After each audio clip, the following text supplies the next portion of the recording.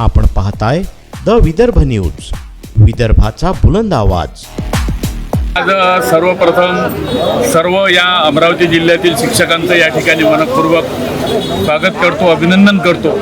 कारण का आजच्या दिवशी आज आमचे मित्र सत्येंदू अभ्यंकर यांनी संपूर्ण जिल्ह्यातील शिक्षकांच्या ज्या समस्या होत्या त्या समस्यांसाठी भव्य दिव्य एक दिवसीय धरणे आंदोलन या ठिकाणी आयोजित केलं आणि त्या एक दिवसीय धरणे आंदोलनाला या अमरावती जिल्ह्यातील संपूर्ण जेवढ्या शिक्षक संघटना आहे आणि जेवढे काही शिक्षक असतील त्यांच्या गंभीर प्रश्नासाठी हे सर्व शिक्षक या ठिकाणी एवढ्या रखरखत्या उन्हामध्ये उपस्थित आहेत। आणि या प्रशासनाला एवढी अक्कल थोडी असली पाहिजे आणि अक्कल जर असेल तर प्रशासन हे शिक्षकांचं जे वेतन आहे ते शिक्षकांचं वेतन महानगरपालिका असो, नगरपालिका असो की जिल्हा परिषदच्या शिक्षकांचा वेतनाचा विषय असो, हा वेतनाचा विषय 2-2, अडीच महिने हे शिक्षकांचे पगार करत नाही आणि इकडे शासनाची बदनामी करते की शासन पैसे देत नाही, परंतु शासन हे वेळेवरच पैसे देते।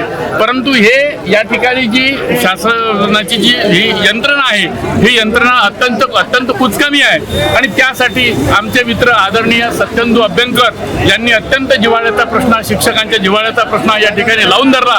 त्यांच्या या आंदोलनाला आम्ही मनपूर्वक या ठिकाणी सर्वांनी या ठिकाणी शुभेच्छा दिल्या आहे। सर्व संघटनांच्या या ठिकाणी प्रतिनिधी उपस्थित आहेत, सर्व संघटनांचे अध्यक्ष सचिव या ठिकाणी उपस्थित आहेत। त्या सर्वांचे या ठिकाणी आजच्या प्रसंगी सर्वांचे या ठिकाणी अभिनंदन करतो, कौतुक करतो आणि पुन्हा शासनाला एकच सांगतो की शिक्षकांचे वेतन आणि शिक्षकांच्या ज्या समस्या आहे त्या निश्चितच वेळेवर द्या, वेळेवर सोडवा। आणि या ठिकाणी शिक्षकांचा अत्यंत गंभीर प्रश्न आहे। शिक्षणाधिकारी या ठिकाणी शिक्षकांचे जे प्रलंबित प्रश्न आहे ते जाणून बुजून त्या ठिकाणी आपल्या टेबलवर फाईल ठेवतात। शिक्षकांचे प्रश्न म्हणजे मेडिकलची बिलं असेल, वेगवेगळे प्रश्न असेल, सेवानिवृत्त, काही शिक्षक सेवानिवृत्त झाले परंतु त्यांना अजूनपर्यंत त्यांचे जे लाभ आहे ते लाभ या जिल्हा परिषदेने दिले नाही। त्या ठिकाणी मी सीईओना या ठिकाणी आग्रह करतो, विनंती करतो की त्यांनी जे शिक्षकांचे प्रश्न असतील ते निश्चितच या ठिकाणी त्वरित सोडवावे अशी विनंती आजच्या प्रसंगी करतो। आणि या ठिकाणी जेवढ्या शिक्षक भगिनी या ठिकाणी उपस्थित आहेत, महिला उपस्थित आहेत, त्यांचं सुद्धा या ठिकाणी मनपूर्वक स्वागत करतो, अभिनंदन करतो आणि थांबतो। जय हिंद। पुन्हा या ठिकाणी जिल्हा परिषदच्या शाळांच्या सद्यस्थितीबद्दल काय सांगा? सध्या स्थिती शाळांची अत्यंत गंभीर आहे।